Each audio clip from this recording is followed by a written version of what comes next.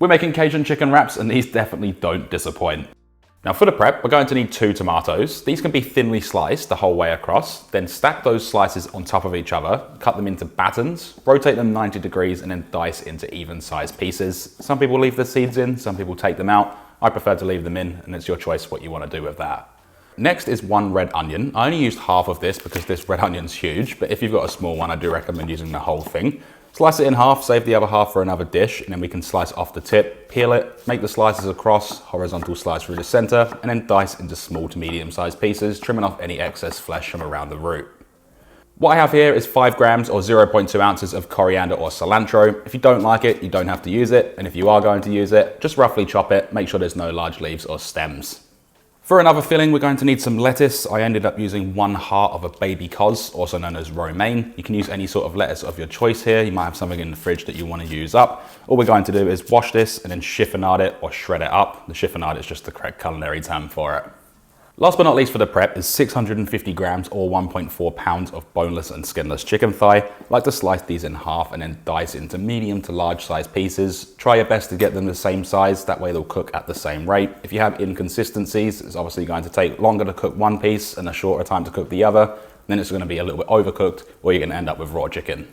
Now with the knife work out of the way, we can add our chicken into a mixing bowl. Add in 1 teaspoon of onion powder, 1 teaspoon of garlic powder, 1 teaspoon of smoked paprika, 1 teaspoon of dried oregano, and I'm just going to add about half a teaspoon of some dried chili flakes, but you don't have to use it if you don't like the heat. Add in about 1 tablespoon of olive oil, a little bit of salt, and then some cracked black pepper.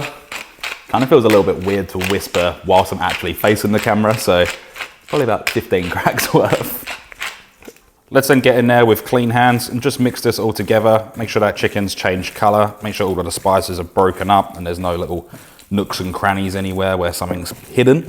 And there's a wide range of spices. You can add a little bit of lemon juice to this if you wanted to. Add different types of herbs. The choice is all yours. This is just a stock standard rub. You'll notice that I use garlic, onion powder and smoked paprika in quite a lot of my chicken recipes. It just goes really well. It's a really base ingredient, but it's just fantastic in recipes like this.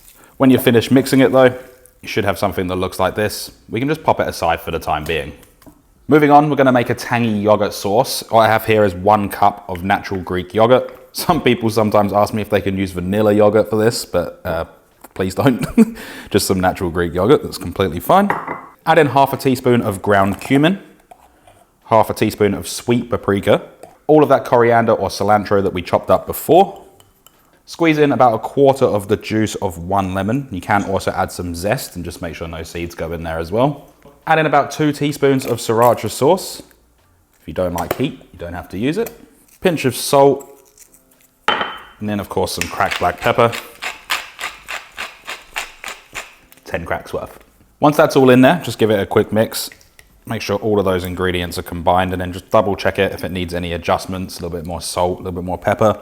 Even a little bit more lemon juice if you want, but just remember, once you add, you won't be able to take it out, so start off small. And when that's all done, you'll have this nice tangy, light pink sauce. We can place this in the fridge until we're ready to serve. Now with the prep out of the way, place a large pan over a medium-high heat. Add in about 1 tablespoon of olive oil, and once that's hot, we can add in the chicken. Make sure you scrape the bowl, getting all of that in there. Spread it out, and then just let this sit flat without it sitting all on top of one another, and let it sit for about 2 to 3 minutes to form that crust. Let the heat build up. It's going to create a really nice color on the chicken.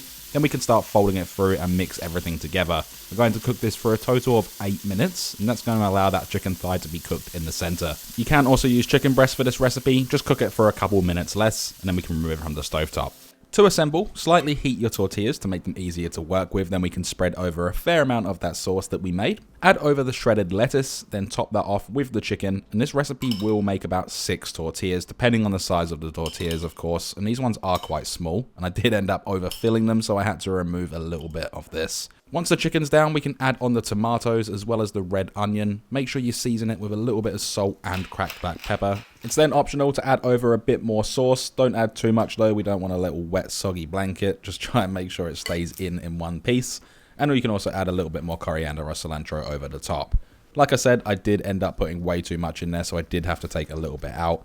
And I'm going for a burrito style, so tucking both ends in, but you can leave one side open if you wanted to, and you can leave them fresh or you can toast them, which is what I'm doing. Place a pan over a medium-high heat and add in a splash of olive oil or vegetable oil. Once that's nice and warm, we can then add in the tortillas. Spread them around a little bit and we're going to toast them for a couple of minutes on each side until you have that golden brown color. And I do recommend starting it off on the seam, that way it will lock it in and make sure nothing unfolds. Toast these to your liking. I do about 2 minutes on each side until golden brown. Then from the pan, you can hear that nice little crust on there. Then we can slice these open. I do it on an angle just for presentational purposes. But look at the center of that. It looks incredible and I cannot wait to try it.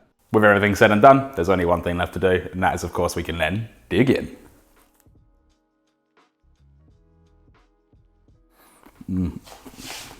The thing I love most about this type of food is just how simple it is, but the amount of flavor that you get out of it. You can change it up, use ingredients that you have lying around in your fridge, but that chicken and the tangy sauce combination is perfect because that chicken has a slight heat to it from the chili. Of course, if you're not using chili, you don't worry about that.